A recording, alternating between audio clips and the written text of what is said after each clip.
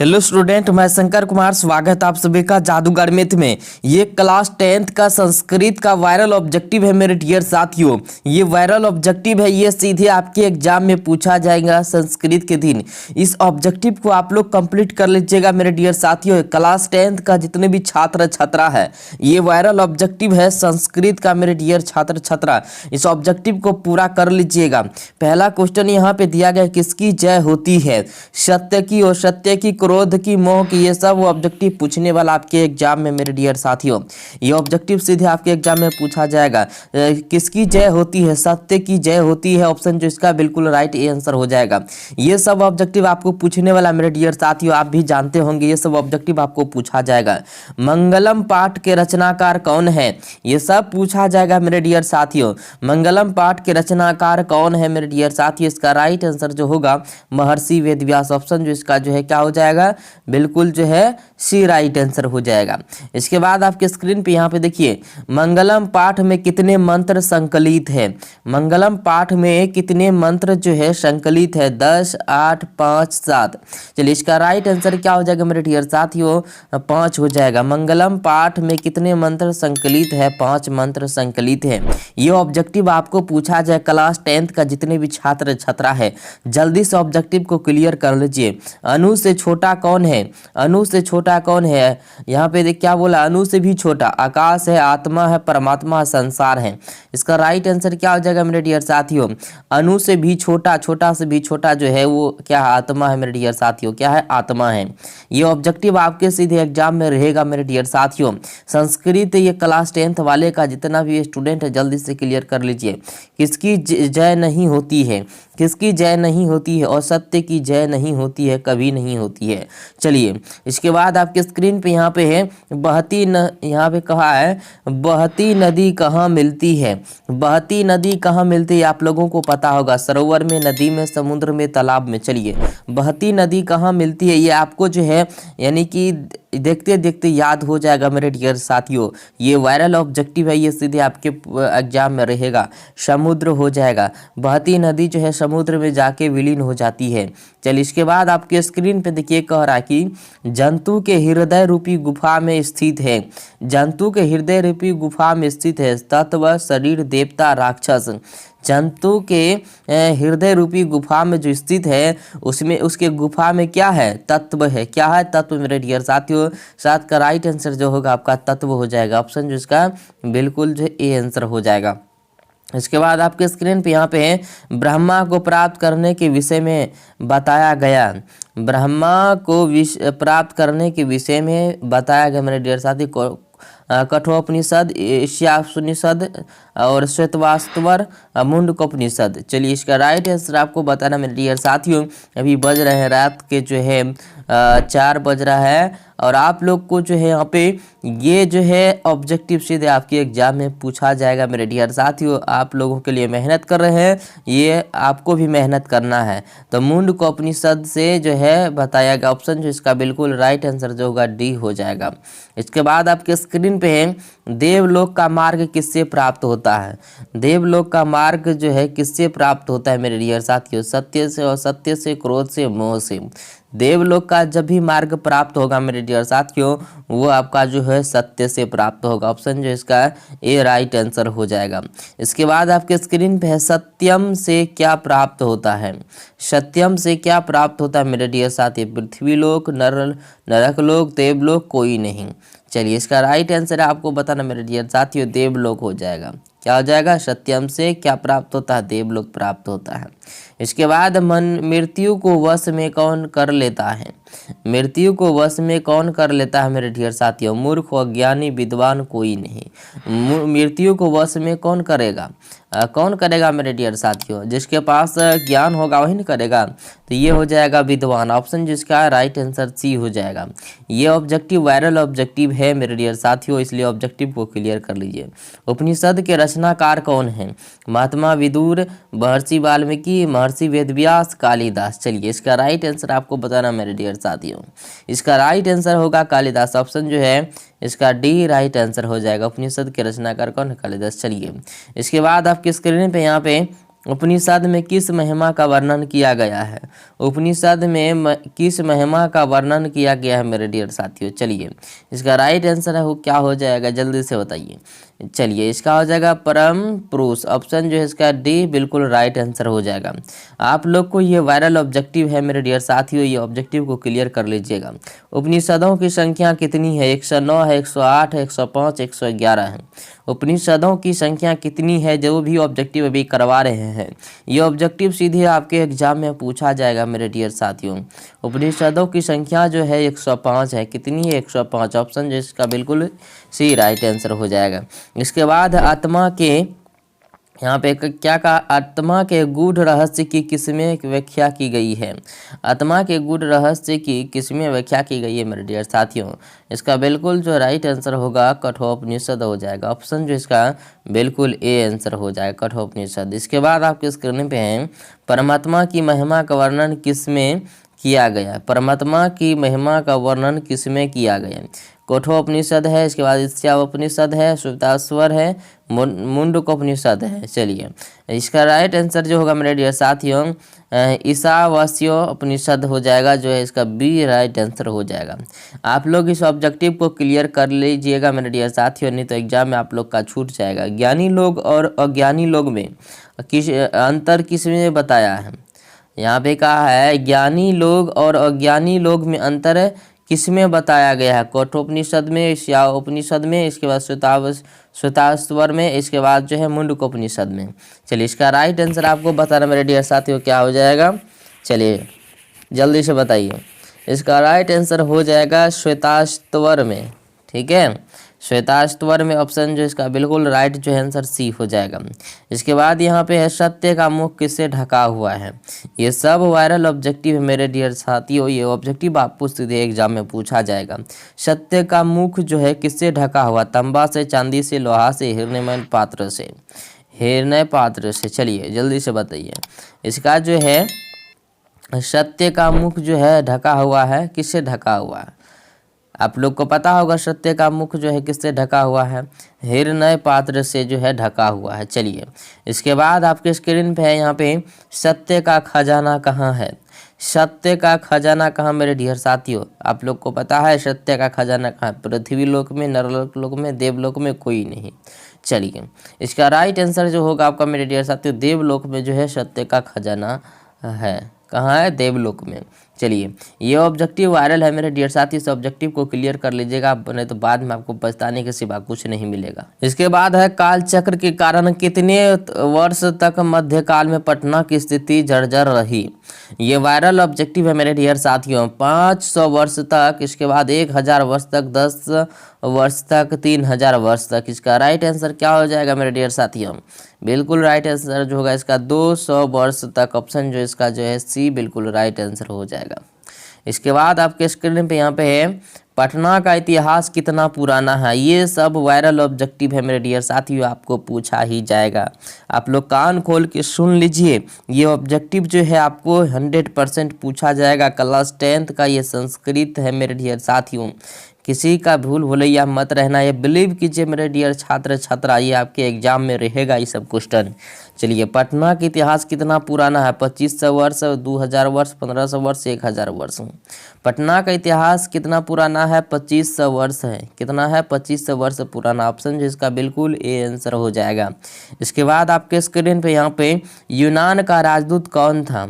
यूनान का राजदूत कौन था मेरे डियर साथ?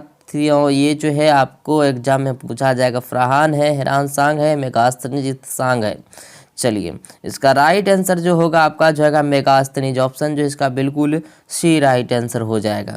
इसके बाद आपके स्क्रीन पे सरस्वती का कुल गृह कौन सा महानगर था? यहाँ पे क्या कहा है? सरस्वती का कुल गृह कौन सा महानगर था मेरे जैसे? तो भागलपुर, नालंदा, पाटलिपुत्र, दरभंगा। चलिए इसका राइट आंसर जो होगा आपका पाटलिपुत्र हो जाएगा मेरे डियर साथियों। इसके बाद आपकी स्क्रीन पे है यहाँ पे परिभूतरण दस स्थानम की संज्ञा किसे दी गई है? जल्दी से बताइए मेरे डियर साथियों। पाटलिपुत्र नगर है, गुप्त वंश है, बुद्ध है, मुद्रा राक्षस है। चलिए इसका राइट जो आंसर होगा आपका पाटलिपुत्र नगर हो जाएगा मेरे डियर साथियों। भूत पुरंदरा स्थानम। चलिए इसके बाद आपके स्क्रीन पे यहाँ पे वराहमिहिर द्वारा रचित कौन सा ग्रंथ है? वराहमिहिर द्वारा रचित कौन सा ग्रंथ है? ये आचार संहिता है, विचार संहिता है, बृहस्पति संहिता है और मंत्र संहिता है। इसका राइट जो आंसर होगा मेरे डियर साथियों आपका हो जाएगा बृहत संहिता। ऑप्शन जो इसका बिल्कुल सी राइट आंसर हो जाएगा। ये सब ऑब्जेक्टिव आपके एग्जाम में पूछे जाने वाला मेरे डियर साथियों, इस ऑब्जेक्टिव को आप लोग क्लियर कर लीजिएगा। गुरु गोविंद सिंह का जन्म स्थल कहाँ है? गुरु गोविंद सिंह का जन्म स्थल कहाँ है? पाटलिपुत्रम है, कलिंगम है, इसके बाद उत्कला प्रांतम है, इसके बाद इनमें से कोई नहीं है। चलिए इसका राइट जो आंसर होगा मेरे डियर साथियों आपका हो जाएगा पाटलिपुत्रम जो, ठीक है। इसके बाद राजधानी नगर कौन सा है? बिहार का राजधानी नगर कौन सा मेरे डियर साथियों? इसका राइट आंसर आपको बताना है। बिल्कुल इसका राइट आंसर जो होगा पाटलिपुत्रम हो जाएगा। आपको भी पता है, कौन नहीं जानता है बिहार का राजधानी नगर कौन सा है? तो पाटलिपुत्रम है। इसके बाद आपके स्क्रीन पे है काव्य मीमांसा के रचनाकार कौन है? यहाँ पे कहा है काव्य मीमांसा का रचनाकार कौन है? राजशेखर है, वरुचि है, दामोदर गुप्त है, विशाख दत्त है। चलिए इसका राइट आंसर आपका हो जाएगा राजशेखर। ऑप्शन जो है इसका बिल्कुल ए आंसर हो जाएगा। इसके बाद आपके स्क्रीन पे है बुद्ध के समय पटना का नाम क्या था? बुद्ध के समय में पटना का नाम क्या था? पाटलिपुत्रम, पाटलीग्राम, कुसुमपुर और पुष्पपुरम। इसका राइट आंसर आपको बताना मेरे डियर साथियों, तो पाटलीग्राम हो जाएगा। क्या हो जाएगा? पाटलीग्राम, ठीक है।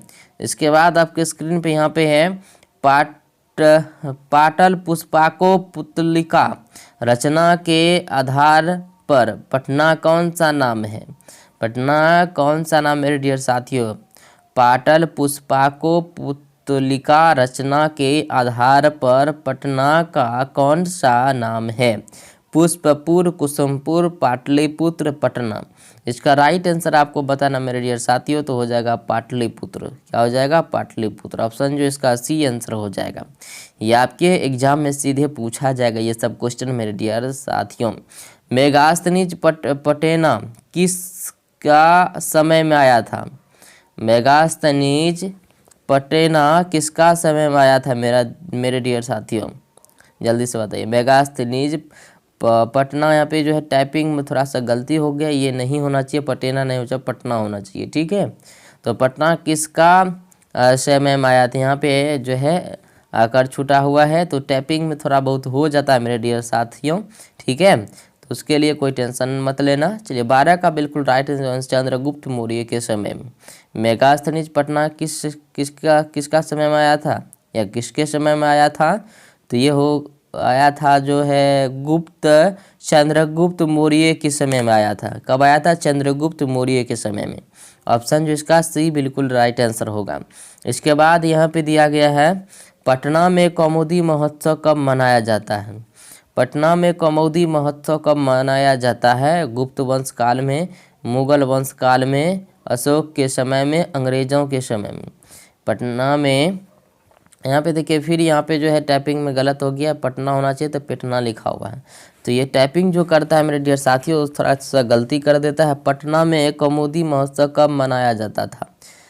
ठीक है, कब मनाया जाता था मेरे डियर साथियों? तो ये मनाया जाता था मेरे डियर साथियों कौमुदी महोत्सव जो है तभी जो है चंद्रगुप्त के भी समय में मनाया जाता था, ठीक है ना। तो इसका राइट आंसर हो जाएगा अशोक के समय में, ठीक है। पहले भी मनाया जाता था, अशोक के समय में हो जाएगा। इसके बाद आपके स्क्रीन पे है यहाँ पे पाटलिपुत्र पटना के नाम से कब प्रसिद्ध हुआ? पाटलिपुत्र पटना के नाम से कब प्रसिद्ध हुआ मेरे डियर साथियों? तो ये जो है मध्यकाल में जो है पाटलिपुत्र पटना के नाम से यानी प्रसिद्ध हुआ था मध्यकाल में। ऑप्शन जो इसका सी आंसर होगा। इसके बाद आपके स्क्रीन पे है कुटिनतम काव्य के कवि कौन है? कुटिनतम काव्य के कवि कौन है? राजशेखर है, दामोदर गुप्त है, विशाख दत्त है, कालिदास है। इसका राइट आंसर आपको बताना मेरे डियर साथियों, क्या हो जाएगा? दामोदर गुप्त हो जाएगा। ऑप्शन इसका बिल्कुल बी आंसर हो जाएगा।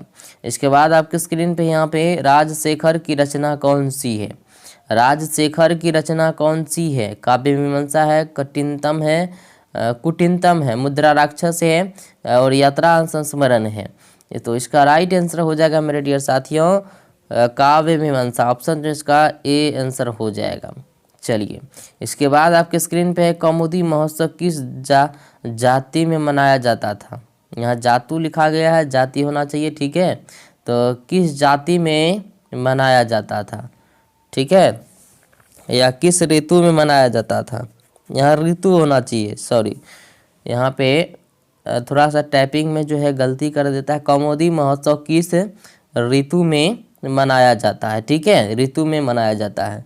बसंत ऋतु में, वर्षा ऋतु में, ग्रीष्म ऋतु में, शरद ऋतु में। चलिए, इसका राइट आंसर आपको बताना मेरे डियर साथियों। 17 का क्या हो जाएगा, बिल्कुल शरद ऋतु में जो है मनाया जाता है। ऑप्शन डी इसका सही आंसर होगा।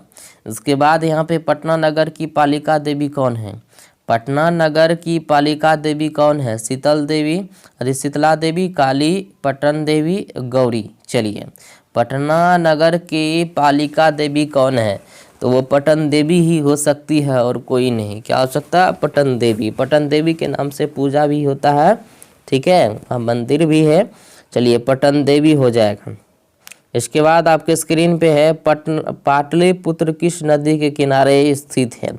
ये तो क्वेश्चन आएगा ही, गंगा के किनारे, यमुना के किनारे, गंडक किनारे, कोसी के किनारे। पाटलिपुत्र किस नदी के किनारे स्थित है, तो ये जो है गंगा नदी के किनारे स्थित है। ऑप्शन जो इसका ए राइट आंसर हो जाएगा। इसके बाद आपके स्क्रीन पे पटना शब्द की किस शब्द से उत्पत्ति हुई है, या पटना शब्द जो है पटना शब्द की किस शब्द से उत्पत्ति हुई, या पटना किस शब्द से उत्पन्न हुआ है, ये भी पूछ सकता है। ये पतनाथ से और पतनाथ से, इसके बाद पतनाथ से पश्चिम। चलिए, इसका राइट आंसर क्या हो जाएगा मेरे डियर साथियों, ये जो हुआ है प तथा संयुक्त मिलाकर तो हलंत जो पतनाथ से उत्पत्ति हुई है पटना का, ठीक है। इसके बाद आपके स्क्रीन पे पाटलिपुत्र का नामांतर क्या है। पाटलिपुत्र का जो है नामांतर क्या है, तो हरिहरपुर, हाजीपुर, पाटलिपुत्र, कुसुमपुर। यहाँ पे पाटलिपुत्र का नामांतर पूछा है, नामांतर, तो इसका राइट आंसर जो होगा आपका कुसुमपुर हो जाएगा। ऑप्शन इसका डी आंसर हो जाएगा। इसके बाद आपके स्क्रीन पे है पाटलिपुत्र किस राज्य की राजधानी है। पाटलिपुत्र किस राज्य की राजधानी है, बिहार की, उत्तर प्रदेश की, मध्य प्रदेश की, आंध्र प्रदेश की। तो ये बात सभी को पता है, बिहार का जो है पाटलिपुत्र किस राज्य की राजधानी है, बिहार का राजधानी पाटलिपुत्र है। इसके बाद आपके स्क्रीन पे गांधी सेतु पुल कहाँ अवस्थित है। गांधी सेतु पुल कहाँ अवस्थित है, सासाराम, इसके बाद पहरपुर, आरा, पाटलिपुत्र। इसका राइट आंसर क्या हो जाएगा मेरे डियर साथियों, बिल्कुल इसका जो हो जाएगा पाटलिपुत्र। ऑप्शन जो इसका डी राइट आंसर हो जाएगा। इसके बाद आपके स्क्रीन पे गोल घर कहाँ अवस्थित है। गोल घर कहाँ अवस्थित है, पटना में, गया में, नवादा में, बक्सर में। गोल घर के बारे में सभी को पता है, ये पटना में अवस्थित है। कहाँ अवस्थित है, पटना में। इसके बाद आपके स्क्रीन पे है पटना के किस दिशा में गंगा नदी प्रवाहित होती है। पटना के किस दिशा में गंगा नदी प्रवाहित होती है मेरे डियर साथियों, दक्षिण दिशा में, पूर्व दिशा में, उत्तर दिशा में, पश्चिम दिशा में। इसका राइट आंसर क्या हो जाएगा मेरे डियर साथियों, चलिए ये उत्तर दिशा में प्रवाहित होती है यानी बहती है। इसके बाद आपके स्क्रीन पे यहाँ पे किस काल में पटना का नाम पाटलिपुत्र था। किस काल में पटना का नाम पाटलीग्राम था, यानी पाटलीग्राम था। यहाँ पे है बुद्ध के समय में, ठीक है, या महावीर के काल में। समय काल एक ही होता है, अशोक के काल में या कोई नहीं। चलिए, किस काल में पटना का नाम पाटलीग्राम था, ये बात सभी को पता होगा। चलिए, पहले भी ऑब्जेक्टिव करवाए तो बुद्ध के काल में जो है पाटलीग्राम था, ठीक है।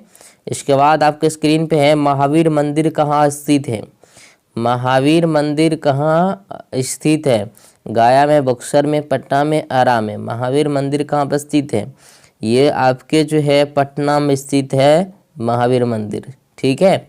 इसके बाद आपके स्क्रीन पे है पाटलिपुत्र में किस महापुरुष की जन्मस्थली है।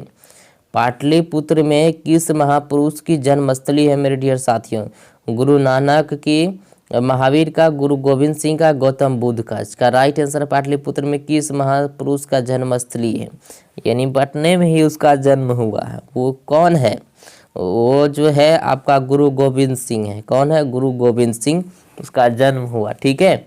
इसके बाद आपके स्क्रीन पे है चंद्रगुप्त किस वंश का संस्थापक था? चंद्रगुप्त जो है मौर्य वंश का संस्थापक था। कौन वंश का? मौर्य वंश का। ओके, चलिए इसके बाद आपके स्क्रीन पे है सिखों के 10वें गुरु कौन थे? सिखों के 10वें गुरु कौन थे? गुरु गोविंद सिंह, अर्जुन देव, इसके यहाँ पे दिया है परमार वंश, इसके बाद गुरु नानक। तो इसका कौन आंसर होगा मेरे डियर साथियों? बिल्कुल राइट जो आंसर होगा गुरु गोविंद सिंह। सिखों के 10वें गुरु थे गुरु गोविंद सिंह, याद रखना। इसके बाद यहाँ पे है पाटलिपुत्र का बुद्ध काल में नाम क्या था? पाटलिपुत्र का बुद्ध का काल में नाम था, यानी पाटलिपुत्र का बुद्ध काल में नाम क्या था? जिसमें बुद्ध था जीवित। अब पाटलिपुत्र का जो है पाटलिपुत्र का बुद्ध काल में क्या नाम से यानी जाना जाता था? तो पहले भी बताए, तो इसका राइट आंसर बताइए क्या हो जाएगा? बिल्कुल पाटलीग्राम के नाम से जाना जाता था। ठीक है। इसके बाद यहाँ पे एशिया महादेश का सबसे बड़ा सेतु कौन सा है? एशिया महादेश का सबसे बड़ा सेतु कौन सा है? यहाँ पे देखिए पटेल सेतु है, इंदिरा सेतु है, जवाहर सेतु है, गांधी सेतु है। चलिए जल्दी से बताइए। बिल्कुल जो इसका जो है गांधी सेतु हो जाएगा। ऑप्शन इसका डी आंसर हो जाएगा, गांधी सेतु। इसके बाद यहाँ पे कौमुदी महोत्सव कहाँ मनाया जाता था? कौमुदी महोत्सव कहाँ मनाया जाता था मेरे डियर छात्र छात्रा? चलिए वैशाली में, गया में, पाटलिपुत्र में, मुजफ्फरनगर में। ये जो है कौमुदी महोत्सव मनाया जाता था आपके, ये जो है कहाँ मनाया जाता था? पाटलिपुत्र में मनाया जाता था कौमुदी महोत्सव। ठीक है। इसके बाद है पाटलिपुत्र वैभव पाठ में किस नगर का वर्णन है? पाटलिपुत्र वैभव पाठ में किस नगर का वर्णन है? गया का, नवादा का, आरा का, पाटलिपुत्र का। पाटलिपुत्र वैभव के यहाँ पूछा है तो समझ जाना कि पाटलिपुत्र के ही बारे में यानी कि उसका वर्णन हुआ है, तो पाटलिपुत्र का हो जाएगा। ठीक है। इसके बाद आपके स्क्रीन पे यहाँ पे है देखिए कह रहा है किसके शासनकाल में पाटलिपुत्र की शोभा तथा रक्षा व्यवस्था अति उत्कृष्ट थी? अशोक काल में, चंद्रगुप्त मौर्य, बुद्ध के समय और समुद्रगुप्त के समय। चलिए इसका राइट जो आंसर होगा चंद्रगुप्त मौर्य के समय में जो है शासन व्यवस्था जो उत्कृष्ट और अच्छा था। तो ये राइट आंसर हो जाएगा मेरे डियर छात्र छात्रा। आज जो आप लोगों को ऑब्जेक्टिव बताए हैं ये ऑब्जेक्टिव रामबाण साबित होगा, सीधे आपके एग्जाम में पूछा जाएगा। जो भी ऑब्जेक्टिव हम अभी से करवा रहे हैं आप लोग करते जाइए, और ये ऑब्जेक्टिव आपको 100% गारंटी के साथ हम कहते हैं ये सब ऑब्जेक्टिव जो करवाए हैं पूछेगा, और ये ऑब्जेक्टिव अभी तक आपको कोई नहीं करवाया होगा मेरे डियर छात्र छात्रा। अगर फ्री में PDF लेना चाहते हैं तो अभी मेरा जो है फ्री में PDF चल रहा है। फ्री में PDF के लिए मेरे डियर छात्र छात्रा आपको जाना है टेलीग्राम में। टेलीग्राम में कैसे वहाँ पे आपको जो है PDF डाउनलोड करना है? सबसे पहले सर्च करना है टेलीग्राम में जा कर के जादूगर मैथ। क्या सर्च करेंगे? जादूगर मैथ। जैसे ही सर्च करेंगे तो आपका टेलीग्राम खुल के आ जाएगा और वहाँ से PDF भी ले सकते हैं। तो और वीडियो लेके आएंगे, मिलते हैं अगले वीडियो में। थैंक यू, धन्यवाद।